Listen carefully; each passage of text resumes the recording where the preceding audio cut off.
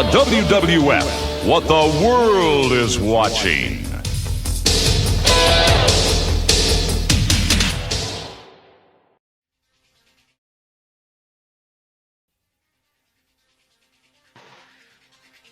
Oh yeah! Ultimate Warrior, we come to the end of the road. That's right, it's gonna be the end of the Warrior because the Macho King and the Kingdom of Madness will keep on going, keep on going, keep on going, yeah! And we're gonna go ahead and I'm gonna crown you just like I did at the Royal Rumble, but the only thing that you're gonna have is nothing because it's the Macho King. You're gonna rule the kingdom of madness forever. Yeah. Dig it! Speak to me, warriors! It has become clear. Macho Man, the kingdom of the madness has reached its final frontier. The Ultimate Warrior will finally lay to rest the Macho King and end this match in this final conflict, in this battle between the madness and the warrior. It will see the warrior, the ultimate warrior, go on for all eternity. Eternity. Eternity. Yeah.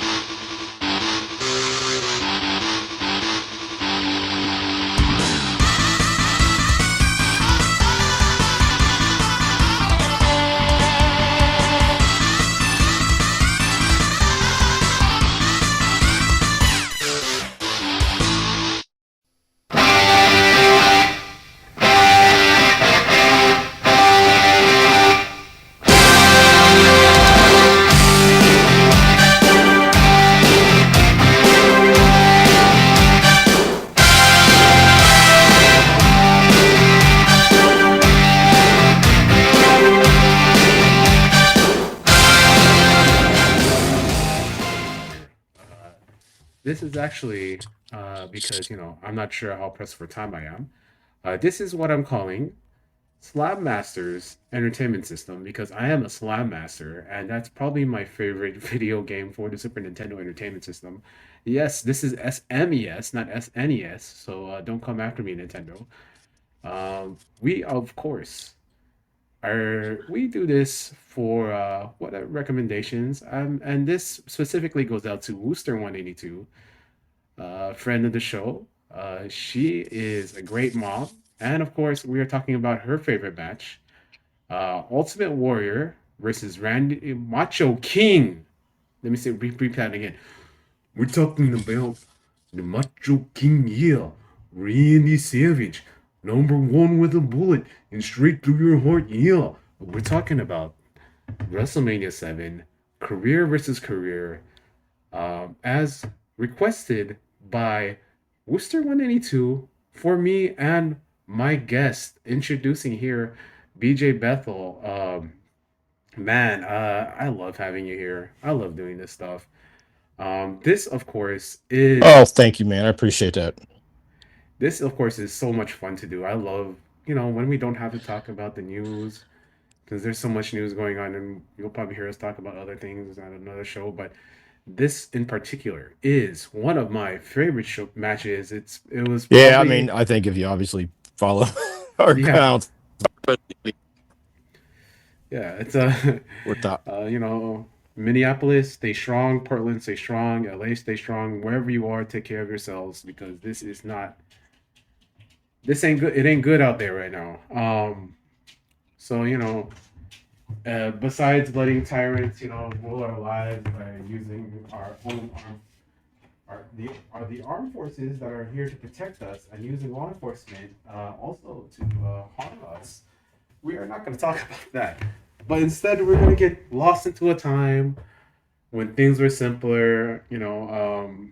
I was 6 years old by the time this match came out, and it's funny that this is still considered like the modern part of the modern times when you look at the Wrestling Observer Newsletter Hall of Fame.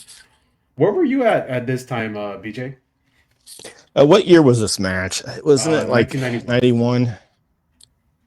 Okay, so I was probably just moved out of one town for another. I was younger, and honestly, I hadn't watched much wrestling. My parents I lost interest in it after a year because I was really into Crockett. I didn't really pay much attention to WWE or WWF at the time because it just wasn't my style. But later on, me and my brothers just would start getting old Coliseum videotapes at the store, and we just started watching through all the pay-per-views and the rumbles, and there was a lot of good stuff in there. And this was definitely one of the matches I remember from that time. I would say Yeah, this one, Kurt Hennig and Bret Hart at SummerSlam for the IC title, and I the love that match. '92 Rumble where Flair wins. Those are probably my favorite matches from that period. Oh, yes, I mean, and Bret and Hennig was a masterpiece, and the '92 Rumble that's still the greatest Rumble in history. the greatest Flair moment of going, my life. yeah, and this was, this was a good match for a lot of reasons. I always felt like WWE never really give their fans the happy ending they always wanted, but I think this Yeah, one came through the right way. yeah. It There's led there's to so a, much. There's so much it, in it- this it's match. definitely it's definitely a cornerstone kind of match for the company because of what happened afterward, and Yeah, just how the Ultimate Warrior Jim Hellwig, he left the company shortly after this. He'd already lost. I think you said he already lost the belt to Sergeant Slaughter at this yeah. point, He lost the belt which to was the Sergeant probably Slaughter at the Rumble. Yeah, and that's when yes, this and then whole this because he lost the belt because Randy Savage was trying to get a title shot. It's going to be explained in this video, but like I kind of want to explain a little bit about Ultimate Warrior, what Ultimate Warrior means. Ultimate Warrior, he died, and it's kind of funny how they reworked him into the Warrior Ward and all this stuff. But that man was a bigot. He yeah, was a he racist. was He a pretty was reprehensible. yeah. It was He was a reprehensible. The things he reprehensible human said. being. It's I mean, it's they, not they they cool. named this award after him that they only give to certain people, and that should have been the Shad Gaspard Award. Um, Yeah, uh, Shad died trying. I believe it was Shad who died trying to rescue two kids that were drowning, yeah, and unfortunately he didn't make it. And to me, that kind of epitomizes heroics. A warrior, he tried. After this, he ended up leaving the company. He'd already had major. He just started disintegrating mentally. He already had major problems. Bret Hart's talked about just how he would just blow off Make-A-Wish kids at this point, because he yeah, needed to focus and prepare for those matches. And they said Hogan never even blew off Make-A-Wish kids. He goes, if they were in the stadium, if they were in the arena, he would always go see them. But he goes, you're talking about kids that only had like months to live, but it was interfering with his preparations for the matches, I guess. And preposterous stuff.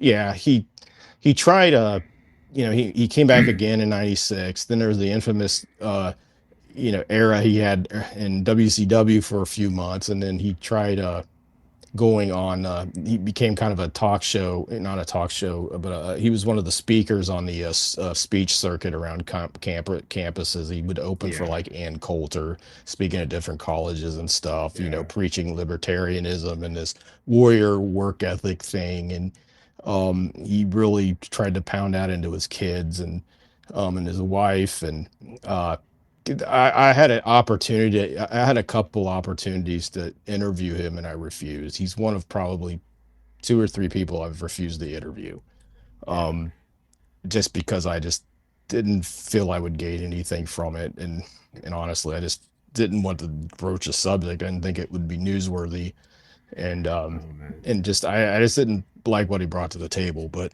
He obviously, it was kind of crazy with him, because he kind of was the perfect professional wrestler in a way where he just had this, he had this flamboyant, the paint and hair, runs out of the ring, runs like a maniac, has the rock music playing, does this thing and leaves. Oh It's like man. it doesn't have to be deep. And then how somehow he takes himself so seriously with this crazy, Oh silly man. gimmick that anybody could do. And it's like you could took this fun thing that people can just easily vicariously live through, and he made it into a total disaster of himself. And I think that's the saddest part about it. It's like just how serious he took this thing. And it's like, no, dude, this is one is pro wrestling too. It's your gimmicks wearing face paint, snorting in the microphone, running down the arena to rock music, getting your 2 minutes in before you blow up and throw up, and then doing your thing. It's like if he would have understand just you know the simple simplicity of this, and kept his ego in check, this could have made millions for him for years. And but he wasn't that kind of guy. Yeah, it's just the kind of character that resonates with kids. A lot of you go on the playgrounds and people will say, uh, it will say like he is going to be like one of those people. Oh, he's very very memorable because he would be, he would be. It's the look.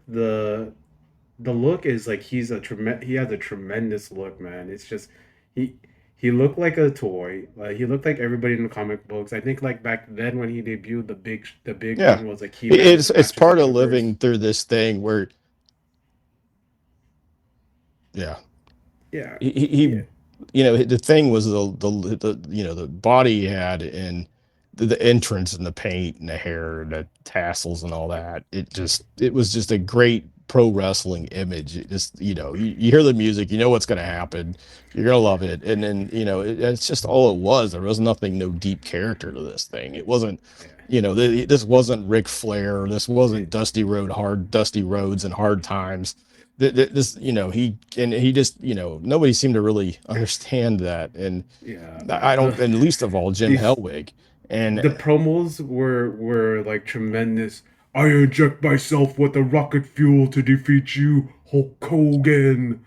And like, one of my yeah, favorite promos is him.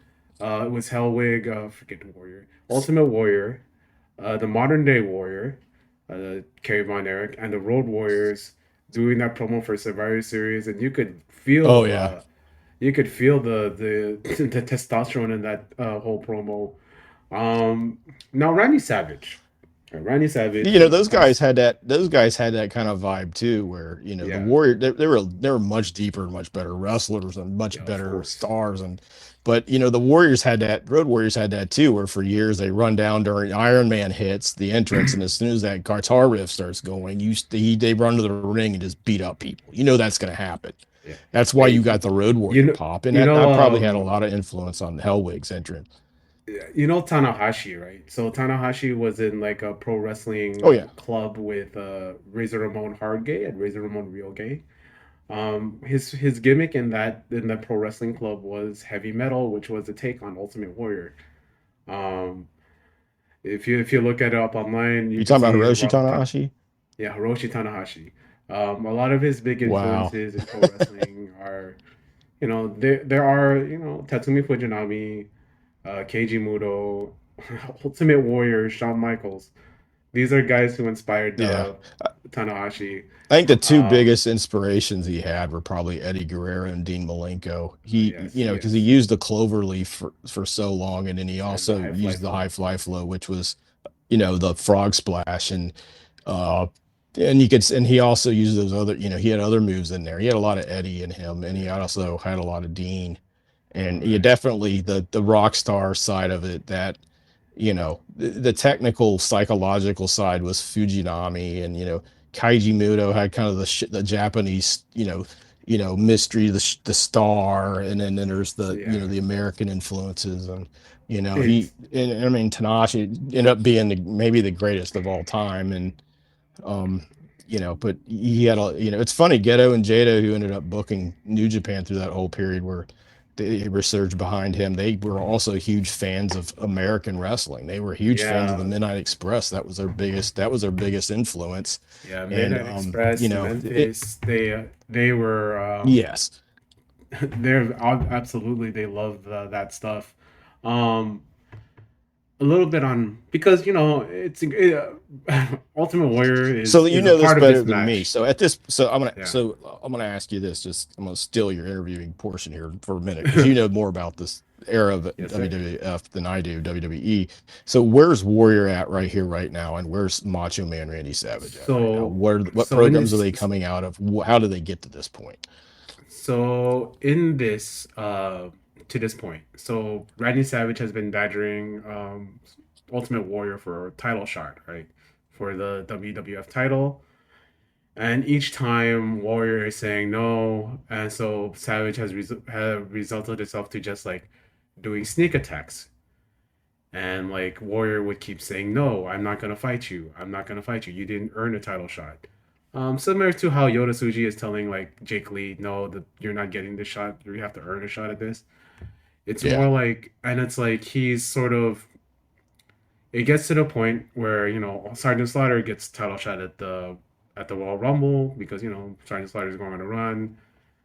Back then, the whole Iraqi war, the Desert Storm, yeah. I Desert don't Storm think one. people.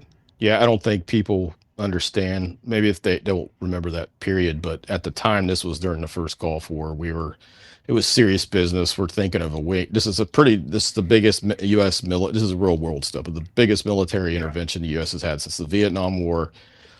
We have troops stationed in Saudi Arabia. What had happened was Iraqi invaded Kuwait. This turned into a massive, which I could give people a thesis about Iraqi and their invasion of Kuwait and the war, but I'm not going to do that because then you'll fall asleep and hate me forever. But basically, that's the background of this was a U.S. military invention, and people were really solemn about it because, we had 50,000 dead, and we're talking about the full scale. At the time, the Iraqis had a massive army. They're just coming out of the war against Iran, which went for 10 years and was one of the deadliest conflicts in history.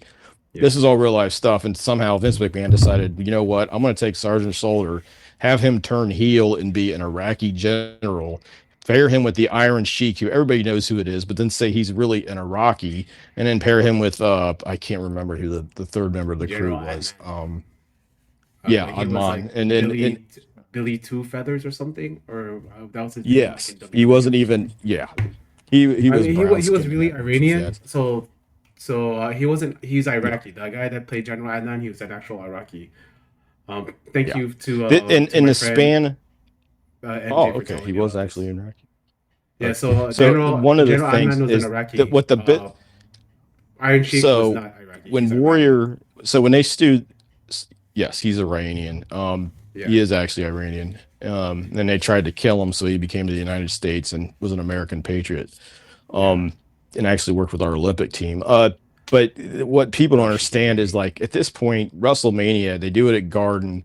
The next year they do it in 3 cities. The third year for Mania, WrestleMania 3 is Pontiac Silverdome. WrestleMania 4, it's at Toronto. It's not it was No, four the no. one with WrestleMania 4 and 5 were in New Jersey on the Jersey Shore. They say Trump Plaza, but it was okay. like whatever So this is sports arena was there. yeah. A lot of that was because they could not get in a stadium because business had declined because of just how terrible this Hey, angle was received of hey, trying to BJ, use the war. who was sitting next to Donald Trump in the front row for WrestleMania 4 and 5? Who was that? I believe it was some gentleman who worked with Italian. I'm not gonna go there, but Man, uh, was it wasn't it oh my god, wasn't it I know this because it's in Lavi Margolin's book, Trump Mania, where he describes the entire shows and who was sitting with him the entire time. He even talks about Trump's wife at the time, Jake Roberts, went after her with the snake and scared the living hell out of her, and she tried to get security to shoot it. Robert I can't Labooty. remember the name. You got to tell me. Robert Dad. Labooty. Yeah, he was a mob. He was a mobster, right? Yeah, yeah. Am I correct on that? Yeah, Yeah, he he had was in the connections he was in the to mob. the mob.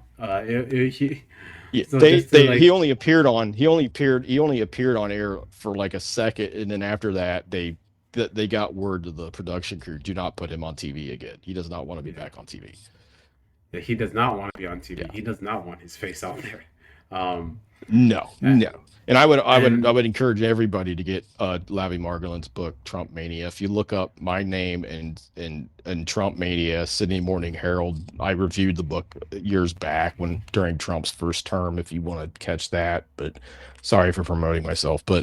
no, man, But yeah, that's this obviously, they're really in a downturn in business because of this. It's been horribly received by the public, and I think Slaughter told them this. I think everybody involved told Vince this, and they went along with it anyway. yeah, man.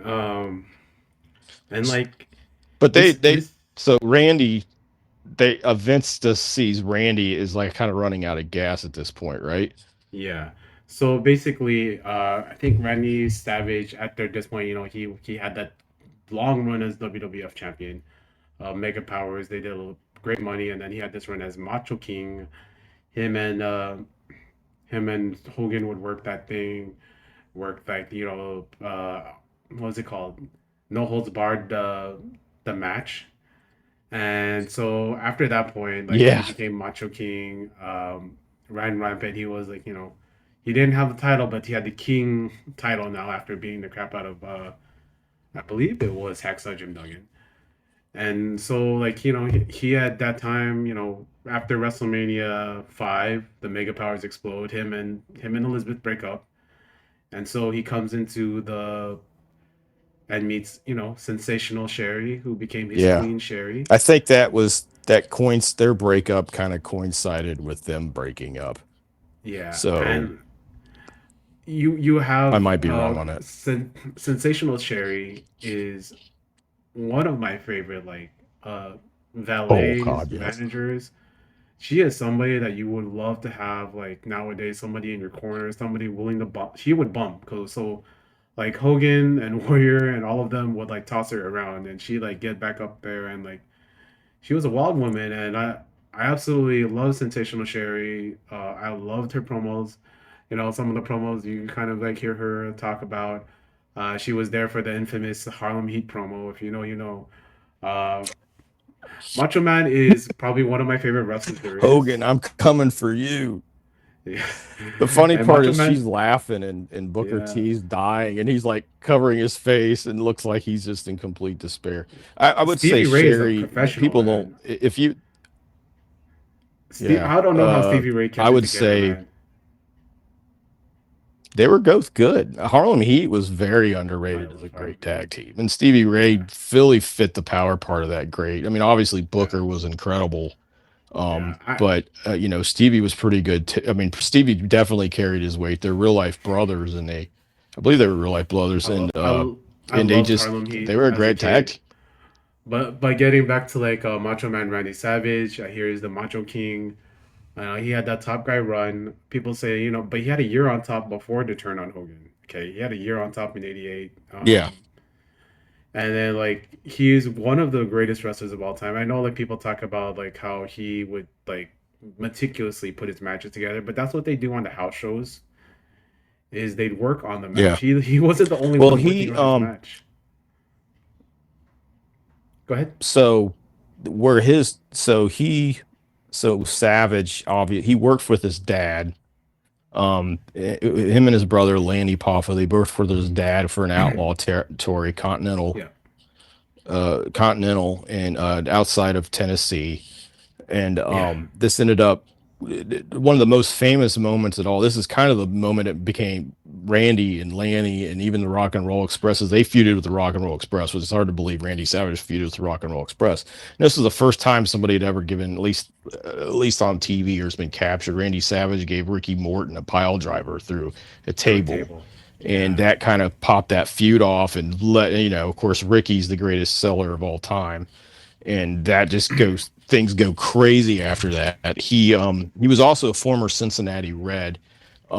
So here's a story a lot of people don't know. Um, a lot of people know Randy was a professional baseball player, but he came up the Reds minor league system. He was actually born in Columbus, Ohio. I don't think he wasn't raised there, but he came up through the Reds system, and around 90, 91, 92, Savage stopped by the Reds game to watch. So the Reds announcers, Marty Brennaman, who's in the Baseball Hall of Fame and might be the greatest play-by-play guy in history, Joe Nuxhall, who was famous because he started pitching for the Reds when he was 15. He's the youngest player ever. They bring Randy into the booth, and I think they all three had been drinking during this day game, and it's just turns into insanity. The owner of the Reds was Marge Schott. Eric Davis and some of the Reds players, like Glenn Braggs, were going outside, and a friend of mine, Hal McCoy, who covered the Reds at the time, he's probably the greatest baseball beat writer of all time, just describes this scene of just insanity because Eric Davis throwing out bats is going out and like flexing muscles and pointing up to the booth. The Savage is pointing back to him at the flare. Marge Schott, he was the owner of the Reds, was just going crazy over this and demanded Savage be kicked off the air. But Joe Nuxhall or Marty Brennaman are not going to kick Randy Savage off the air. It was just a complete utter. It's just a hilarious thing. If you look it up on YouTube, you look up on Google, you'll see the articles about it, and it was just an amazing moment. But yes, Randy Savage was a Cincinnati Red. I hope that lives somewhere. I would love to hear that. Oh, it does. I can find it. I can find the stuff, and I can get Hal to talk about it. It was just hilarious. Eric Davis is just an amazing, hilarious human being. He's one of the greatest athletes to ever play baseball. He's also a really good guy, and it just him going out there. I mean, Davis is still as good a shape as he was when he played, and he would just go out there flexing, pointing up, giving Savage the finger, like, "Yeah, man," and then they're just like going back and forth, and it's Marge is going crazy. It's just, and Marge was not a great person if people want to look up at her, but. Anyway, that's my Randy. Yeah, Randy Savage is a special hero to Cincinnati Reds fans for those two reasons. I love Randy Savage. Great athlete, great wrestler. The costumes, everybody does a Macho Man voice, but they really don't talk about him when he's using his sort of, his interview voice where he talks a little bit more calmly, but he does like a thing where he goes up a little bit right here, and he just stays there, and it's like awesome. I love, because like I love watching the Macho Man out of character interviews where he's like, he still has like the a little bit of Macho there, but he's a little bit more, a little bit less ostentatious, and just a little bit more connecting to the people. He's trying to be a human being sometimes. Also, Randy Savage, big fan of Bull Nakano. Something happened there. He always talked about how beautiful Bull Nakano was. So anyway, I'm about to start this because he this also, is one of my favorite matches. I'll tell you what you talked about. You hit almost the last thing I'll say, but you hit on it, like how he liked to meticulously plan his matches out, and they would do that because of the house shows and that his feud. Of course, a lot of people consider his match with him and Ricky Steamboat to be the greatest match of all time. That was at WrestleMania 3. It's funny because everybody don't be on after the match. They talk about Andre and Hogan, but after the match, all they talk about Steamboat and Savage. And they worked on that match for about a month on the house show circuit. And a lot of it was because of Savage's planning and Ricky's planning and his know-it-all that they put that masterpiece together. And a lot of those elements came later, and they showed up. Even the finish showed up in some of the Steamboat Flair matches in '89, which some people still consider to be the greatest trilogy ever. But Randy, just a special talent. The Sonny Ono I was talking to one time, and he said that he just talked to Sonny, and he said, "Hey, your kids do show and tell?" And they go, "Yeah." He goes, "I'm going to go by your school. I'm going to come by your daughter's school, and I'm going to be your show and tell for the day." So he would do this with anybody in WCW, where he would just show up, and he would just show up in his full outfit, gear, gimmick, completely kayfabe, because he was always in kayfabe, and he would do show and tell for employees of WCW's people in WWE. He just did that. He loved doing things with kids. He would just love going in there and giving our kids a thrill and going to the classes. And I mean, it was never anything. It was broadcasted or put out beforehand. He just loved doing it, and it was something really special that he did. Randy had problems, but he also had this big heart part that was a part of him. And part of that big heart was just how he loved to, put smiles on kids' faces. And, I've had so many WCW people that worked there, people that were in production or worked in the office. If they were in the area where they live, if Randy was in the area where they lived, Randy would ask them if you want them. Hey, does your kid have show and tell? I'll go to school and I'll be their show and tell for the day. And That's he so did cool. it with a lot of people. I love that, man. Randy Savage is a G. He's a good one of the good ones. This is one of the greatest matches of all time. One of the best performances that you can have out of both of them. They This is both put probably a Hellwig's lot of best effort. match. This is Ultimate Warrior's best match ever. They did have a rematch in 1992 at SummerSlam 92 in England, and you know this is one of my favorite matches, and we're about to watch it's this goes out to you, Wooster 82. Uh, so here we go. We're gonna start in we're gonna start. So we are starting here. We're watching the build up in the match. He's attacking Ultimate Warrior right now on a Saturday Night's Main Event. Aren't you gonna give the Macho King his title match? Just say yes Love to that. me. That's all I want from you. That is Yeah. all I want from you, Warrior. That's all I want from you. Sherry's doing this promo where she's on her knees right in front of the, and they're showing the work up to the match. Warrior's doing a promo with the Okerlund, and she's on her knees begging Warrior for a title shot for Savage. She tells her no, and that snort. Then we get to the Royal Rumble match Here we go. where Sherry. she loses. Sherry's so good. She is so. I mean, people talk about, just who's the best. blindsided. Yeah, Oh, what a move. Savage. He took a light So spotlight athletic. and just assaults him with it. You never saw this back then. Just sprinted. No, this is pretty rare. If you saw anybody use it, Especially, Hogan take a light from recovers. Arturo, WWF was cartoon pro wrestling. They're showing where Slaughter's choking him on the rope, Oh, and takes a scepter right to the face. I love that. He just shattered the Macho scepter in the face. That was did Heenan hit him with that, or was it Savage or Rick Savage. Rude? Savage just smashed him in the face with that. Dropped an Okay. elbow. 3 count. Earl Hebner, 3 count. And yeah, that brings us to where we are. And I would also say Sherry's belongs in top 4 managers of all time. yes, man. We got Bobby the Brain Heenan. It's Bobby and Heenan and Gorilla Monsoon. Gorilla Monsoon, man. There's This fans are standing up for this one. You got 2 of the biggest stars of the era, and they're not even getting the announcements done yet. yeah.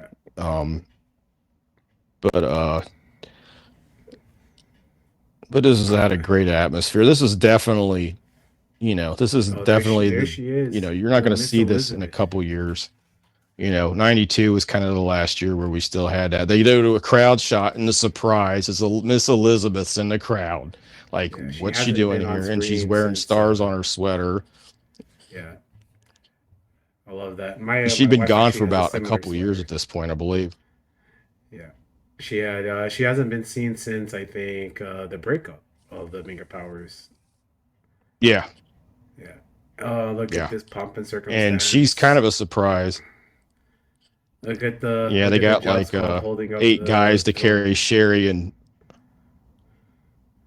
That looks like Stevie Ray from the UWF.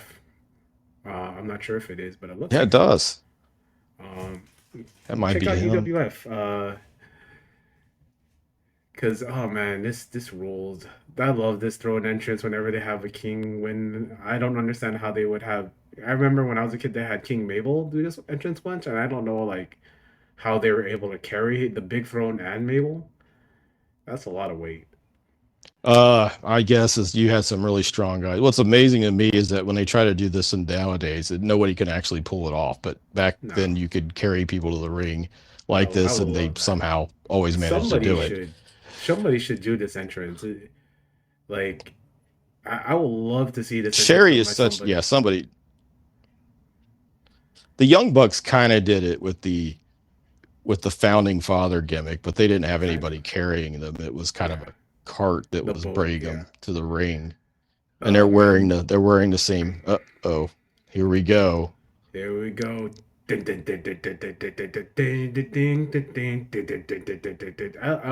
So you're a guitar player. Like the Ultimate Warrior theme is just like two or three chords.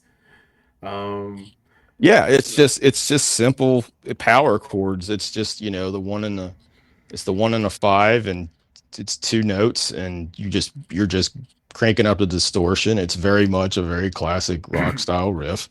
My guess is a lot of it was probably I'm guessing the entrance itself and the rock riff are so much of everything to do with Warrior. You know, so here's the if thing. he had better Ultimate Warrior would stamina run to the ring and all the time, could right? had But more look at cardio, him. it would Look at help. him right.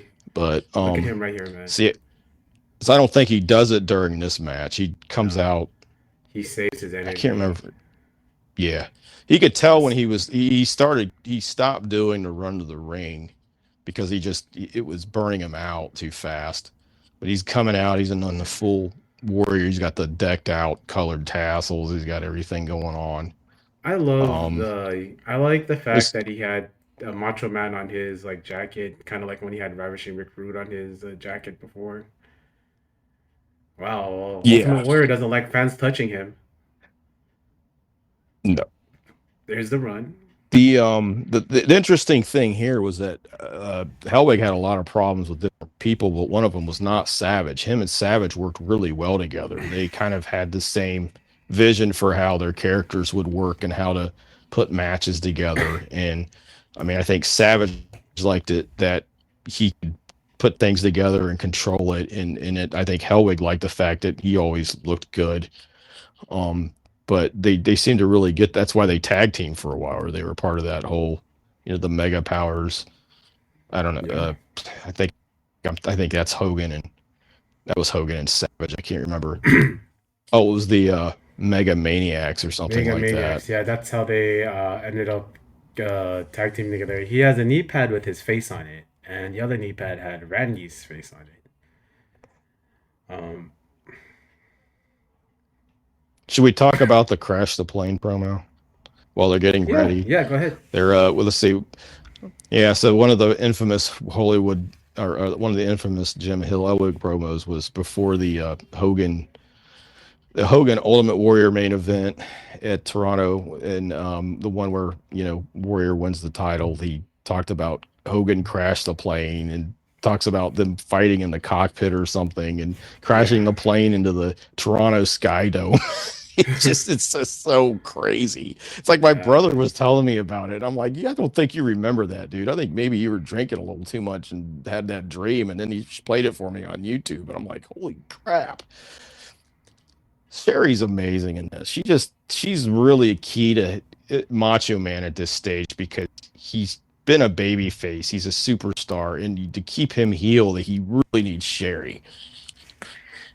Yeah. Oh, Who man. I will say, people talk about Cornette, Heenan, J.J. Dillon. That's the top 3 managers of all time. I think you should talk about a top 4, and I think in that 4, Sherry, because they were Sherry. none of them were as physical as Sherry was, and she was, she would have been the best women's wrestler in the world, Yeah, if I think if she she did wasn't win the managing, WWF Women's and she Championship. and I she think, wrestled a lot.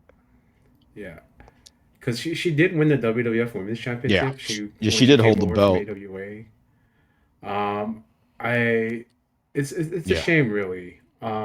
If she had gone to Japan, she probably would have been part of that big explosion there too. But she had a run in WWF. Sadly, it also led to her like Yeah. having these issues. And with her size, her look, and her ability, yeah. Yeah, So she we get in would the have. ring. Elizabeth, they pan to Elizabeth in the crowd. We get a tie up.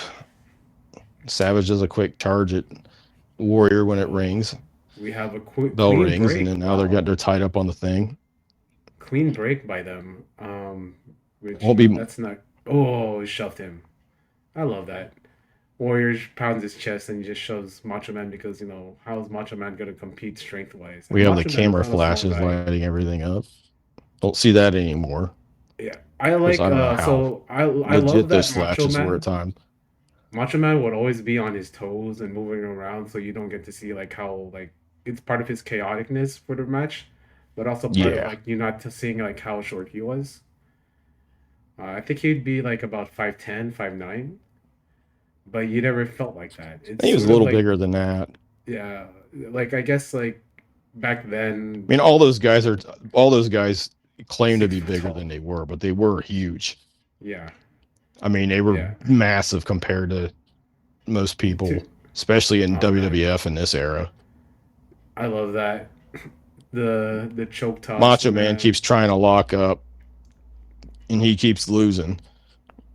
That's not how you fight the band bigger than you. Manhattan drop. We saw that earlier when we were Ooh, calling Manhattan. That, Tully and Magnum. It's yeah, one of the most totally evil hit moves that you Magnum with can that. do. And we got This the one isn't the classic psychological. atomic drop. Oh, that does look devastating. I want to see somebody, Roddy calls himself the Messiah of the Backbreaker. I want to see somebody become a Messiah of the atomic drop. And wow, Sherry That would be just cool. took a I'd big like that bump. gimmick. The Messiah of the atomic drop. I'm gonna Ouch. break your butt bone and Oh your jaw. no, the Messiah, the atomic. Well, my brother, when he decided he was going to try to be a backyard wrestler, but he decided his main move, his finishing move, was going to be called Sweet Groin Music. He would set Oh, it up with sweet a bunch growing of music. atomic drops, do the stomp, and then just kick somebody between the legs. Here's a Oh man. Sherry's down on the floor. Savage gets into the ropes. He's all tied up. Yeah, the referee Obviously, there's a just lot going on to start this match. I mean, this isn't just trading moves. yeah, Referee's it's trying a to whole get lot of things. Savage out. If you're wondering how his arms are tied up, think about when the Cobra bit him in the arm. Yeah. Oh Back in the man. ring. I like the body shots that Ultimate Warrior's throwing. Man, I do not like how choppy it is. But sorry about this, man. It wasn't that choppy when I was watching it earlier. Ultimate Warrior is Yeah, it's all now right. going to do a Irish whip. Warrior with the Irish whip. Oh, goes for the back body drop, but Savage counters with a kick to the face. And Savage signaling for This is something big here. this Probably is the big E. Savage's first Oh, offense. there we go. The flying Ooh, neck neck breaker. breakers, running I neck love that breaker. move. That move so rocks so much. And The neck breaker Savage. is so underrated. Savage at this time is also coming off of a 1991 match with one Genichiro Tenryu for SWS. If you ever seen that match, watch it. It's so good. Yeah, Yeah, it's probably one of my that was top a 10 matches. great match. What? Oh, he puts him down and he smacks him. The disrespect by the Ultimate Warrior. We don't see that out of the Ultimate Warrior.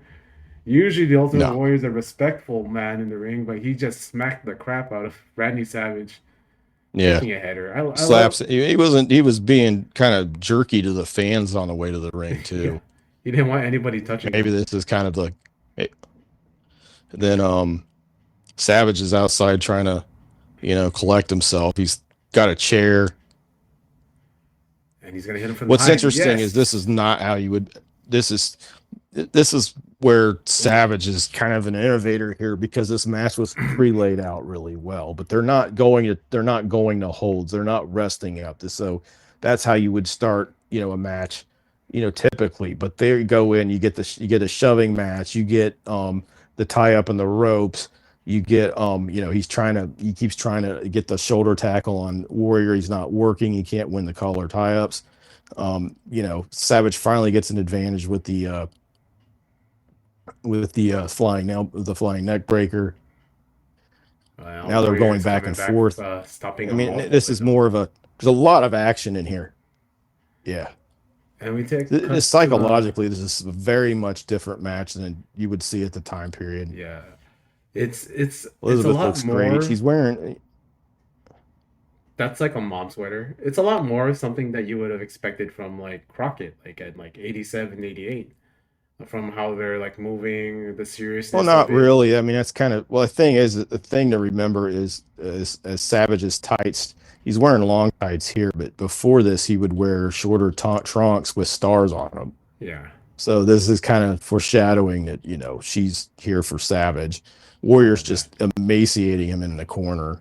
man, I think they, this is part of this is they got the finish figured out. They want to do the turn at the end, and to do that, you got to have Macho taking the beating and kind of being, you know, kind of the defeated hero. Man, oh, he's Warrior just really takes a selling hard header for and takes for he Hellwig. takes a spill out of the ring. That's not Oh something he does. Man, no, that was a harsh he bump. would from Randy. He would for Randy. Yeah, man. He would for Randy. And of course, Sherry, wow, okay, how you bending doing, over right in sensational front of the Sherry? camera to check on Macho. God. Hello, sensational Sherry. Hello, Um, Queen Sherry. Um, uh, Sherry Macho was wanted one to of do those guys who anything. innovated flying to the outside. I think, and here we go with the big double accent. I Yes. love that.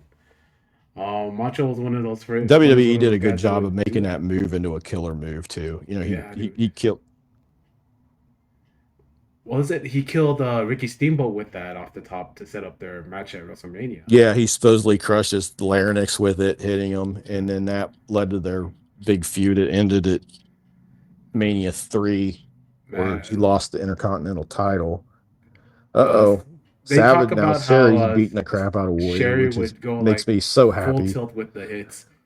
Oh, and she'd expect it back. She would always expect like you to And go hard at her because it looks yeah, better. Intergender wasn't really a thing back then, but fans didn't mind when Hogan or normally under Warrior would normal get their hands on circumstances with any other Sherry. female performer, Yeah, this would kill the baby face. But with Sherry was just so active physically in all the matches, and people loved it when she got just desserts, like Warrior pushing her. yeah, it's not like Warrior was wanted to like he's just defending himself. Here we go, big scoop slam. I think this is the big setup for Yeah, for a big knee that's drop. that. One, two. Uh, Sherry is desperate because Macho Man Randy Savage is her money man. Um, not to spoil this, the Yeah, next person she she landed needs him to was Ted win DiBiase. because the retirement step. There's a retirement stipulation here. Yeah, yeah, she needs him to win because that's her bread and butter is Macho. Ooh, spit. You think that's where Naito got all the spitting from? Was from Macho Man? He has the same hairstyle as Macho Man. You know, people don't talk about that, but Naito has the same Could hair be. as Macho Man Randy Savage. Uh, That could. I mean, that definitely could be. yeah, he's got him by the foot, I was split gonna say. lariat, Ooh, here we go. Boom. and Warrior's charging up. He's gonna Warrior credit had him with the so shoulder much heat. block. Yep. He's running back and forth the crisscross. Uh, Sherry's outside oh, pleading. reverse. I like when He Roman does that he crisscross. misses. Yeah, I like when Roman does the run back and forth into the spear, and I like that Braun Breaker does it Yeah. now too. I'm It's actually a just really cool. I'm actually loving the way Pac has kind of implemented that too, the run Oh back yeah, and for the forth into lariat the for big his lariat. clothesline. Pac Yeah. is Pac is one of my top 10 wrestlers. Back from because he used to wrestle for Oh yeah. PWG out here in California, and when he debuted, he did not look like Oh that. yeah, that's right. Yeah, and when he took Did a you year were in. you at a lot of I gotta Yeah, ask you, did you attend a lot of PWG shows? yes. If you bought a PWG DVD from the years 2004 to I mean, were you ever able to 2015, you get will in? I see know me. they were sold out frequently. Yeah, yeah. Shout out to you, Excalibur, Super Dragon, Disco Machine, Dino Winwood. Good guys. Love you guys. Um, Yeah. yeah, man. They It's that became like the celebrity thing too for a while, yeah. wasn't it? I mean, There just was about. there was one time because was it True Blood would film at the WB studios in Burbank, right? And so when they're or like they'd film and then when they're done Yeah. filming, they'd stop by. So you get Joe Mangiello, what's her name? Anna Paquin, You sometimes you get like people like I Ronda remember some of Rousey would the stop by stars there. of the Glow TV show on Netflix. Yeah, yeah. Yeah, Sofia Vergara was there with him. yeah, Ronda Rousey. There was a lot of actresses that came by, and a lot of them were affiliated with the Glow TV show they would watch. And yeah, then it was just like it became kind of the in thing to do. Like it was the new punk rock. It was like the new hot rock club on the scene. Was the yeah, PWG shows at the the yeah. In the in the VFW, man, and that place, I hated that yeah. place. There was no ventilation. People It's would funny spill their because beer pitcher looking on back, you. people will always say, yeah, Man, she is begging Macho to get up and do something, but he's trying. oh Like, god, okay, what? One of the things that Bobby would say in this, because Bobby and Gorilla were tantamount to this being also great, is Bobby is one of the most disgusting human beings as far as the commentary goes, right? But he's like, Sherry, he's trying his hardest. He just the Ultimate Warrior is they're too selling strong. Savage is going out. He's Yeah, he's giving it his all. This isn't a baby face. This isn't a heel performance by Savage. It's a heel performance by Sherry. Yeah, It's a baby face performance by Savage because yeah. he's giving everything he's got, and Oh, small package by the Savage gets the Ultimate pin. Well, Warrior. Warriors got him. He got him dead to rights for the small package. One, two, no, no, he couldn't get him. He couldn't get him. Um, Savage back up, and he's got him in a sleeper hold. He's got him in a sleeper hold, and we skip ahead a little bit. One thing really smart they're doing. Oh, ref bump.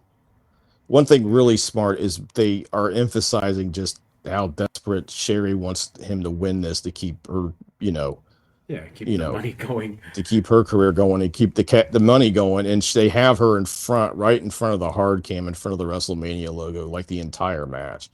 Like this is probably the longest part of the match right here, where she's not in front of it with the refs down. Let's see. This Savage is where has she's gonna them. spike him. She's gonna spike him with the Yep. shoe.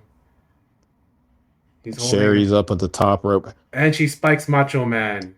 God, Man, man, look at it, how athletic she is. oh man, if I went on the top rope, I would slip.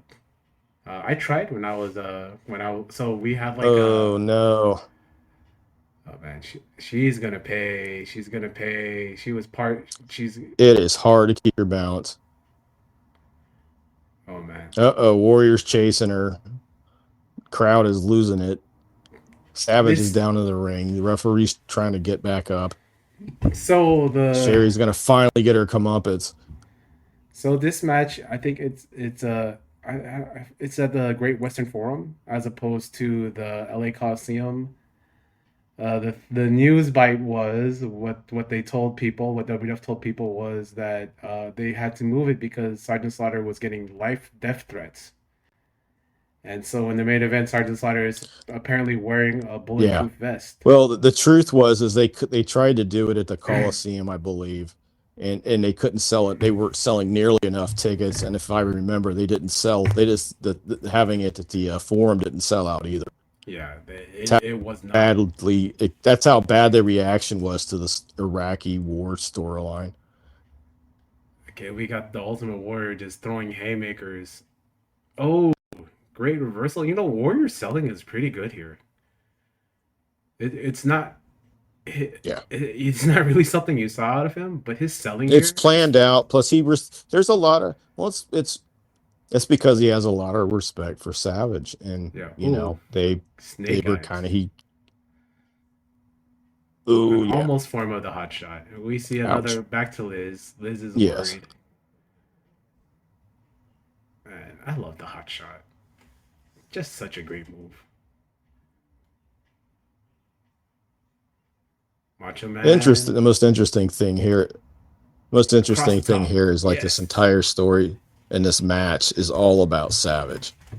Warrior's just this, and this is how he should have been. He's just this unstoppable force that you have to deal with, and that was just how he should have always, if he would have understood that about himself and not taken it to be so seriously and try to start a cult around it or whatever he was doing. God, Warrior University. Or a self-help group. Distrusted. Yeah. Flying So, elbow. I love that. Here we go, up to the top. He's gonna drop another one on him. He's gonna drop another big. I think every brother elbow. has done this. This is the move done from the top of the couch in every household from 1985 through 1995. To tell Somebody's you this, brother was getting that elbow at some oh man, at some end of the day in the United States. My wife tangentially only watched wrestling because her cousin, shout out to you, cousin, watched pro wrestling for a while, and this was the move that she remembers is the flying elbow drop off the top. I think that's really funny. Yeah. Yeah. It was a spectacular move. I mean, Savage's balance. Boom. I love that. Savage He's gonna drop another one. Legit hurt people with this move a few times, especially later in his career when he couldn't land on his knees as much. He started putting more weight on his elbow. Yeah. I think this is how many are we at now? How many elbows? This is the fourth. Fourth. Man, Warrior. Yeah. He should Savage pin is just Ultimate giving Warrior. him as much. Back up again. We're gonna do another dive. He's gonna really put him away with this one. Yeah. Shout out to you, Matt Cardona. He would always wear like Macho Man Randy Savage like tribute gear. Bam, love that. And we get the one, the two. Here we go. And he doesn't get the leg. You typically in this part, Ultimate War would be like hulking up, but it says something here. He's selling. It's tremendous. The one who's selling this also is look at Macho Man. Yeah, at this point, he kicks out. Boom. He would be in the Hogan version of the Hulk up, but he's not. And here he is. Savage is shocked. Warrior's on his knees trying to get to the ropes. He's starting to Hulk up, and Savage is still hitting him with elbows. It's the art of the Hulk up. I think about guys like Jerry the King Lawler, Hulk Hogan, Sting was my favorite one because Sting would speaking of Ultimate Warrior, him and Sting started out in California together as bodybuilders. Sting was my guy. Sting as an Ultimate Warrior had none of the negative Ultimate Warrior traits and all the best parts of him. That's why I'm a Sting guy. Sting was my guy. Yeah. Here we go. Clothesline. He's gonna go for the big splash. I love hitting that in WrestleFest when you pick like Ultimate Warrior and you do the clothesline and then you do the gorilla press and do the splash. Flying clothesline. Was it a flying clothesline or the flying clothesline, flying shoulder block? I love that. I don't know if he changed that to his. Now he's motioning for the press slam. He's gonna do the gorilla press. Did you ever play WrestleFest at your local pizza? Oh yeah. I love that game. Oh god, I played the heck out of it. My brother had bought an actual arcade style. I'm not like a big video game guy, but I love playing WrestleFest because it was just something you could play with your friends, and it had some of the wrestlers I liked. And he actually got an emulator with an arcade style thing because he liked to play Street Fighter, and it was something he was able to put together. And here we go, press slam into the splash. There's the splash. 1, 2. He kicks out. Ladies and gentlemen, Macho Man Randy Savage has just kicked out of the full Ultimate Warrior comeback. That is crazy. Yeah. I don't think anybody had done it.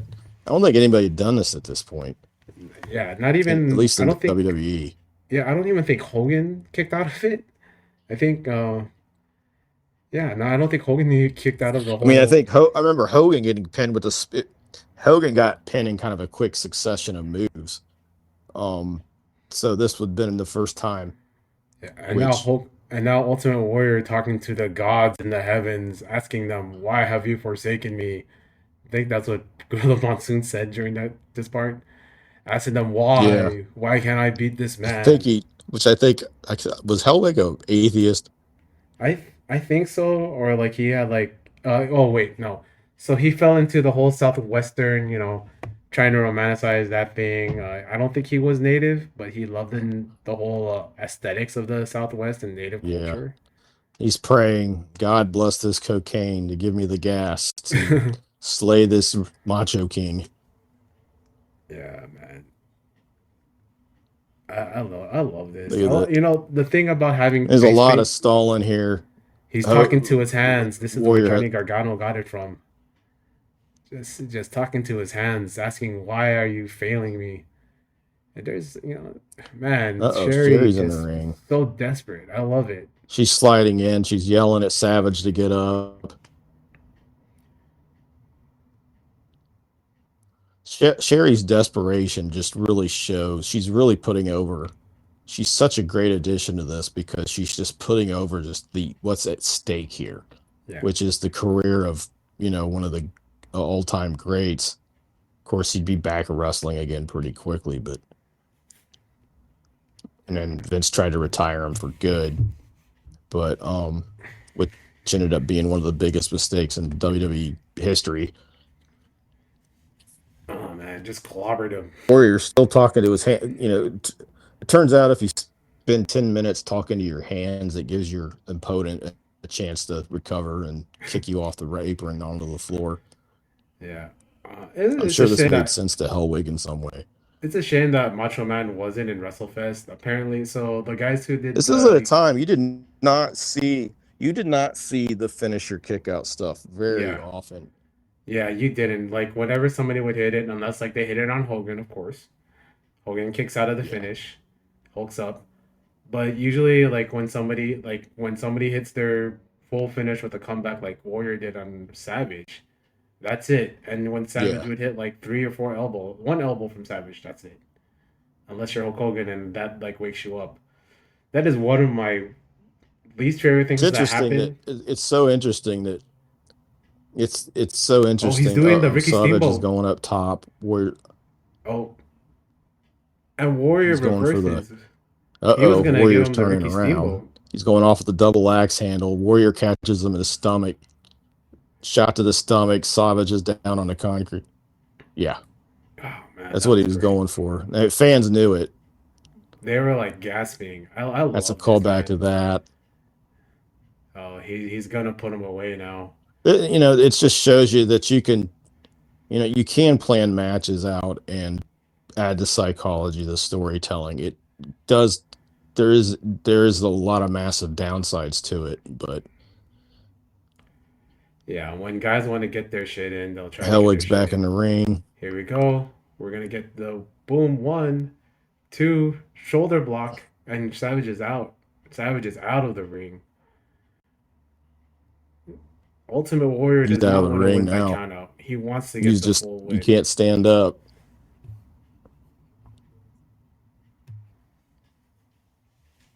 Joining us on this late run-in is Arturo. Hey Arturo, we're watching Ultimate Savage Warrior getting thrown back in the ring. Savage. Man. Just tremendous work here. He threw him back in the ring.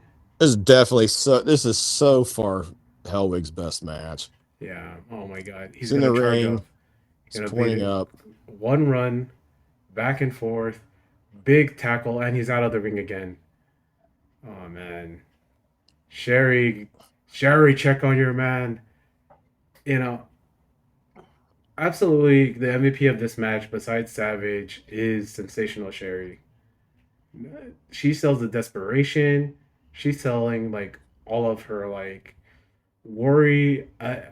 I absolutely love the work that she puts. She's also they're also giving Hellwig did not go matches this long, so this is giving him the opportunity to get breath, to get his get some some of his air back, and just he can you can go out and chase Sherry around. It's giving them opportunities, and it's also putting over just how desperate these guys are to beat each other. 5 elbows didn't beat Here's another shot of Elizabeth. She's There you got go. star earrings on.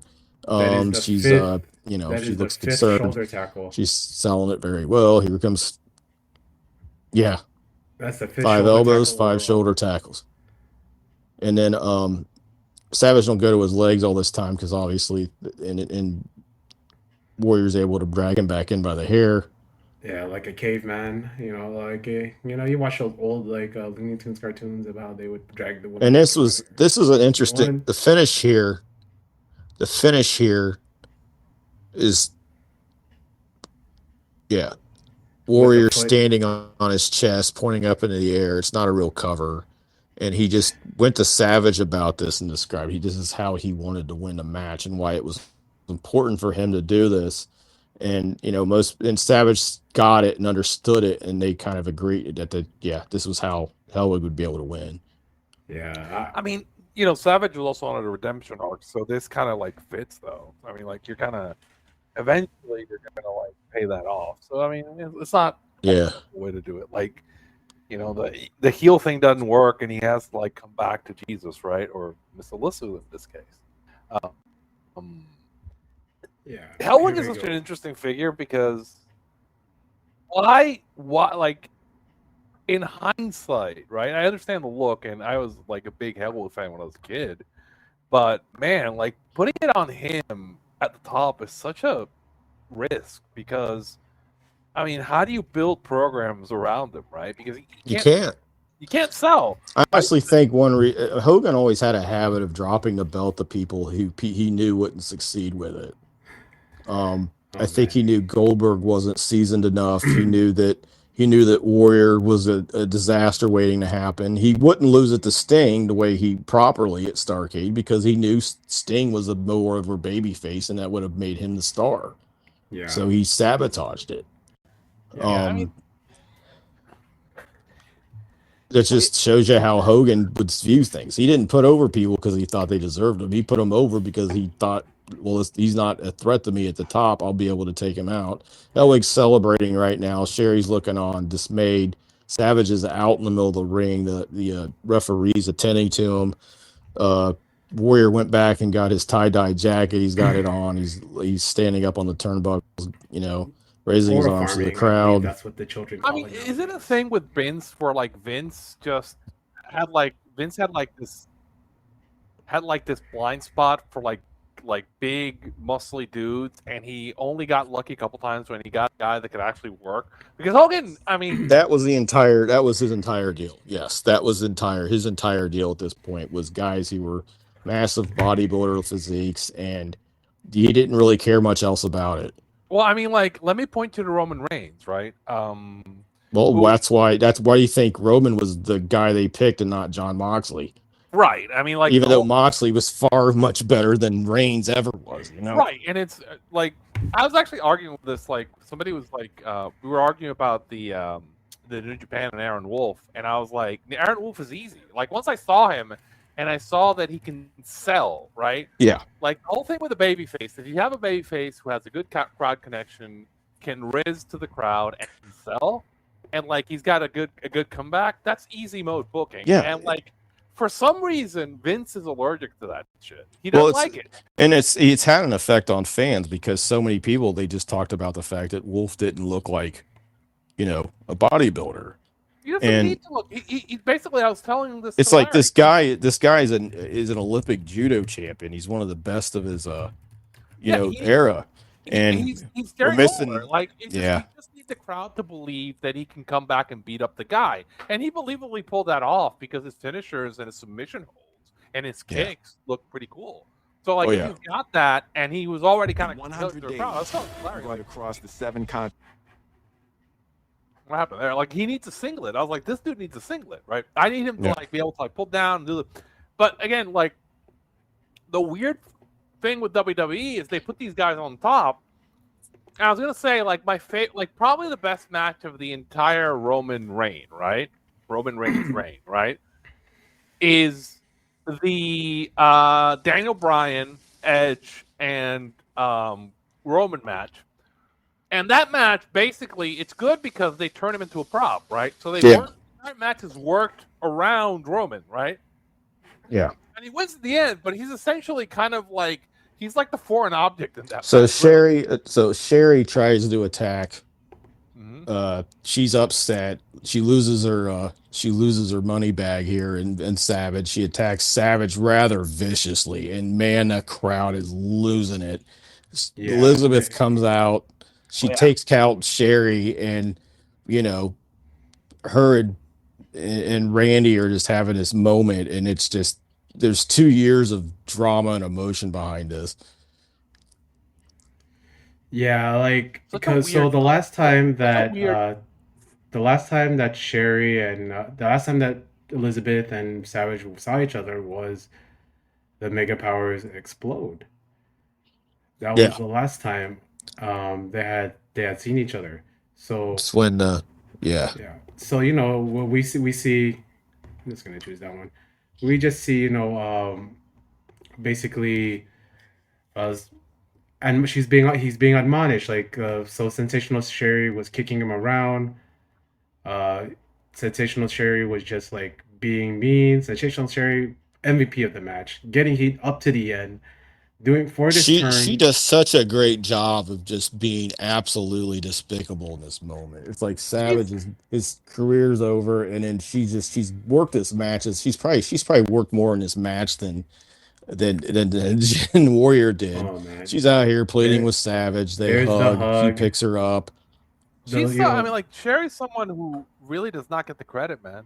No, I mean, we were talking earlier. I think you would probably agree, Arturo. I mean, everybody talks of three greatest managers. They think of Bobby Heenan, they think of Jim Cornette, they think of J.J. Dillon. I think you got to talk the four greatest. I think Sherry Martel has to be in there, and she's by far the best. I mean, when Heenan was really physical and could do the bumps, he was just amazing, and Cornette could take amazing bumps. But Sherry was just at a whole nother level where she could bump and be a part of an entire match. And while still doing the other stuff. Oh, she's great. She's great with with Macho cosplay. I love this. Oh yeah. Oh man. Well, she was great with. I would do this with my wife. I used to do this with my wife when I was like really in really good shape. Pick her up on your shoulder and do the Macho Man. Yeah, she would. Yeah, Savage is retired, but he won because he got Liz back. So she's up on her chair. He's pointing up into the thing and he's picking up thumb to her. This is finally Macho's redemption. Everybody's crying in the crowd. Some woman, I think that was a plant. It's interesting that Vince wanted to retire Macho, right? That's always like such a weird thing to me. Yeah, that was it was probably one of the worst decisions ever. Like, because he felt Savage was done at this point, and it's like I don't understand how you could believe Savage was done, but Hellwig and Macho and Hogan still had mileage left. It just didn't make sense. If you look at the track record of smaller guys in WWE with Vince, right? Like not to defend Vince, but the track record with the smaller guys. And of course, I Savage understand opening why he the avoids ropes for Elizabeth because he changed his ways. He respects her now. She came to his rescue and rescued him. Which is what every guy wants. It's the end of every Jerry Bruckheimer movie. They want the girl to rescue the guy. Man. That's what every Tom Cruise movie's like. Because we've been talking a lot about Warner Brothers through the years and stuff, and like when Hulk Hogan and Randy Savage both went to the WCW, it coincided with the start of like Cartoon Network and all that stuff, and all the mergers that Ted Turner was a part of. WCW and all that was a big part of it, and a part of launching Cartoon Network was Space Ghost Coast to Coast, and one of the first guests on there, because they had a hard time finding guests because who's going to want to talk to a cartoon character, was Hulk Hogan, and another one who was a guest and then became like one of the main characters as Space Ghost's grandpa was Macho Man Randy Savage. I think one thing people don't know or people don't understand, like modern fans, is Macho Man was a guy who was an A-tier talk show guest. Like, yes, when I say A-tier, he was a guy. Like Hogan was too, Lawler was too, Like Lawler did it with Letterman, but like Macho Man was like one of the guys with Arsenio Hall, and people don't know, but Arsenio Hall was like this huge talk show back in the day versus like the alternative talk show. It's funny because Hall grew up watching Crockett and in Mid-Atlantic. Yeah. And he loved wrestling, but the wrestlers that, because of the studio he was with, he was able to get was WWE. And one of the most infamous things that ever happened, and this is one of the downfalls of Hogan's career, happened was when he went on Arsenio Hall and said he said he didn't do steroids.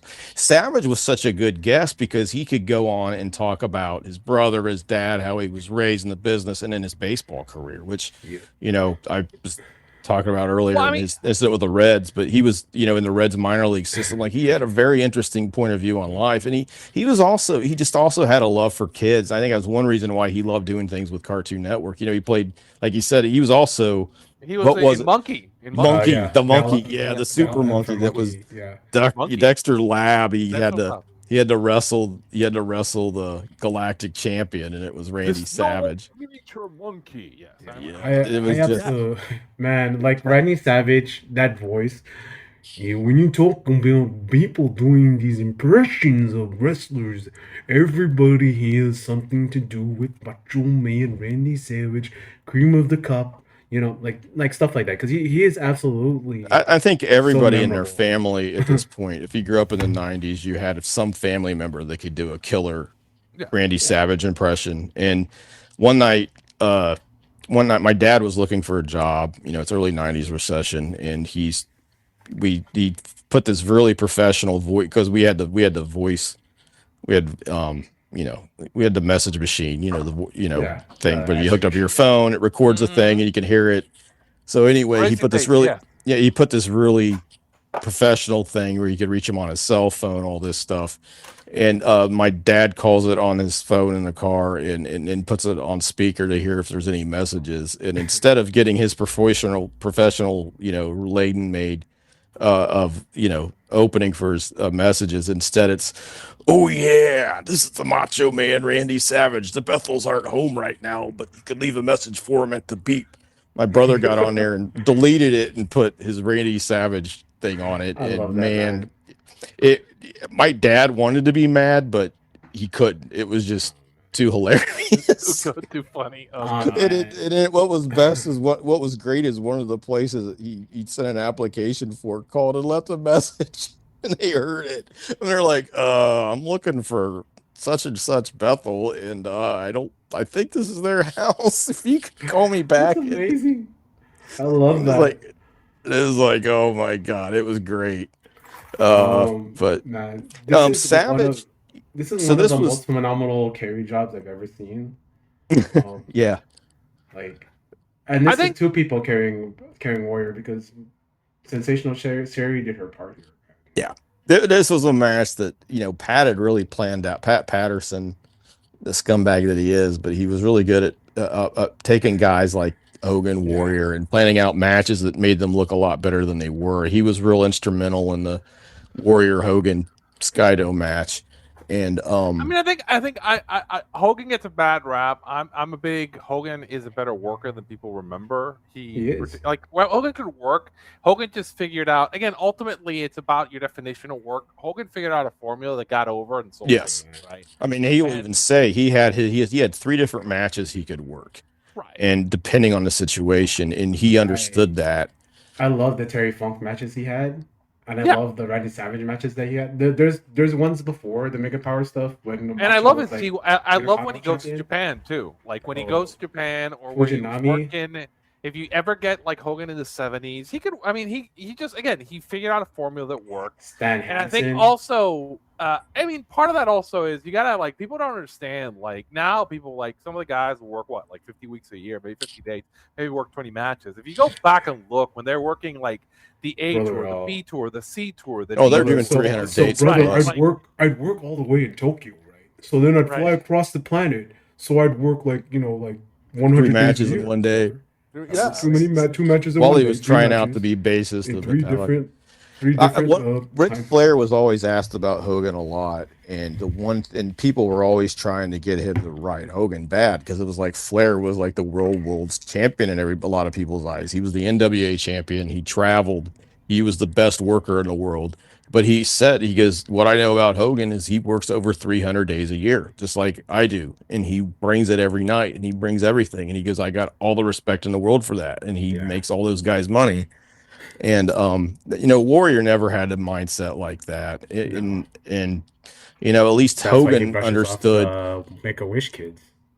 Yeah. That was something, Bret Hart, the fact that, he even put over, Hogan saying, if there was a Make-A-Wish kid at the arena, they would, Hogan would go see him, and Warrior wouldn't, because he was preparing for his match. It's like, this kid's dying of cancer, and you can't just walk over and talk to him for 5-10 minutes. And you could tell Bret really, Hogan, Warrior was interesting. He really got his ass kicked a lot. He was not a tough guy. Rick Rude took him out with one punch. He actually, one of the stories I know of is that he was dating Melanie Pillman before Brian Pillman and her got married, and she was always calling Melanie to brag about, to try to get him to dump Brian, get her to dump Brian. So, because and made fun of Brian because he was so small, which is hilarious because Brian would have beat the living shit out of him if they got into a fight. He was a corner. Was he a corner or safety? He was a crazier position. He was a wedge buster on special teams. And he was also a 200-pound nose tackle that made the All-America team at Miami. Like Brian Pillman was double fucking tough, right? Let's put it, the whole squeegee thing was Sid Vicious. It was because he got into it with Pillman and he didn't want to take Pillman on without something, so he looked for some kind of weapon he could use. So he grabbed a squeegee out of a gas station parking lot. If Sid was afraid of Pillman, it's like, what are you thinking, Jim? Just the guy was just not on this planet.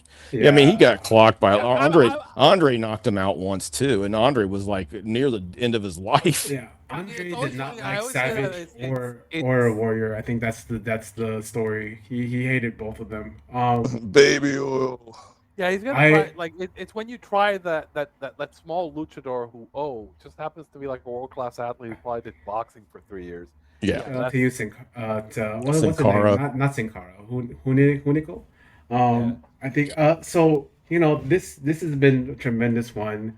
Thank you, BJ. Thank you, Arturo. This has been the first episode that I did of Slam Master Entertainment System, and I want to thank you, BJ, for being welcoming and being so great on this. This is thanks. The maiden voyage. Again, thank you, Wooster 182, for suggesting this match. This is going to be the first of many. If you're also interested in liking, we're going to get Arturo for the whole thing the next time. Yeah, sorry about that. I got distracted, and I was like, oh crap, I was supposed to. With your Puerto Rican lineage, we should try to do some Bruiser Brody. Oh, brother, I think.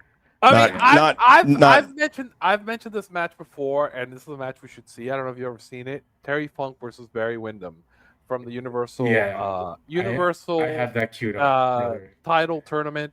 If you've never seen it, I don't want to spoil it, but it has one of the best promos. And it's a great match, but it also has one of the best post-match promos. I would argue it may be the best post-match promo ever. Right? Let's do it. I would love to see it. I have not seen that one. That is one. You're gonna love come out of that match going like, oh, this is why Barry Windham was considered one of the best workers alive, and the other person was like, holy crap. He's in there with the funker, man. BJ, you've been on the other show I did. Shout out to you, Matt Dawson, Deathmatch Royalty. Whenever this comes out, you could probably already hear. If you heard there, you could hear BJ also call a match with me there with Matt. We call, of course, one of the most legendary matches. I Quit cage match. Magnum TA versus Tully Blanchard, Starcade 85. When I hear those first chords of the Starcade theme, it gets me going.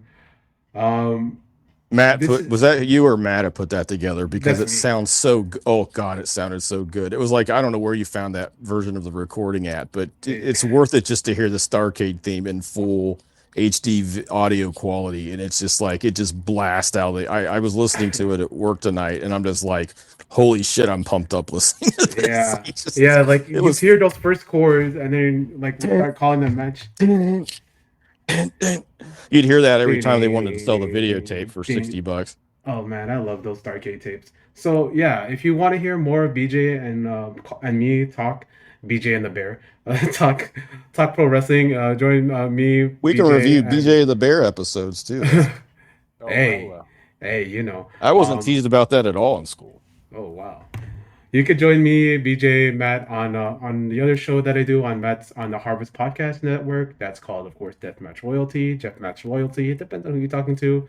You can also see Arturo on there. By the time this comes out, you're gonna hear Arturo talk one of the greatest, craziest matches that I've ever seen. Sabu and the original Sheik versus Atsushi Onita and Tarzan Goto in a fire match. Oh my Um, God. and there's a bonus in there too. We take a trip to the Isle of Puerto Rico, and we see one of the most legendary angles happen between Hercules Ayala and Carlos Colon. But if Ooh, I you're know this wondering one too. about that, you guys should go ahead and listen to that.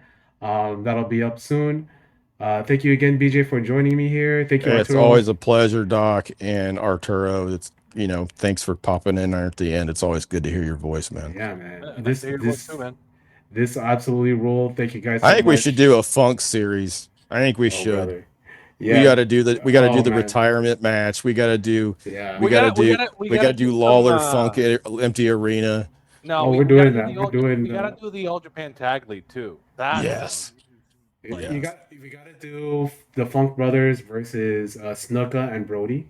We gotta do the Funk yeah, that's a Brothers. great match. We gotta do Funk Brothers versus Brody and Hanson. We gotta do the Funk yeah. Brothers versus Tiger Jeet Singh and Abdullah the Butcher. Not a great match, but the atmosphere. Oh yeah. But yeah, thank you guys for all joining us and listening to us. Squawk and talk about pro wrestling. This is Dr. Lariat, and I'm gonna see you next time on Saturday night. Saturday Night Slam Master Entertainment System, SMES. Thank you guys so much.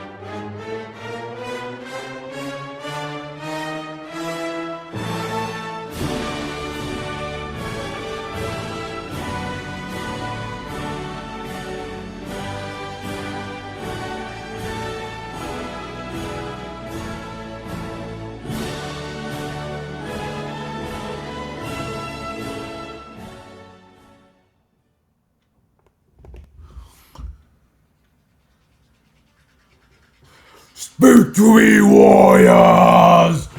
It has become clear. Macho Man, the kingdom of the madness has reached its final frontier. The Ultimate Warrior will finally lay to rest the Macho King, and in this match, in this final conflict, in this battle between the madness and the warrior, it will see the warrior, the ultimate warrior, go on for all eternity. Eternity. Eternity.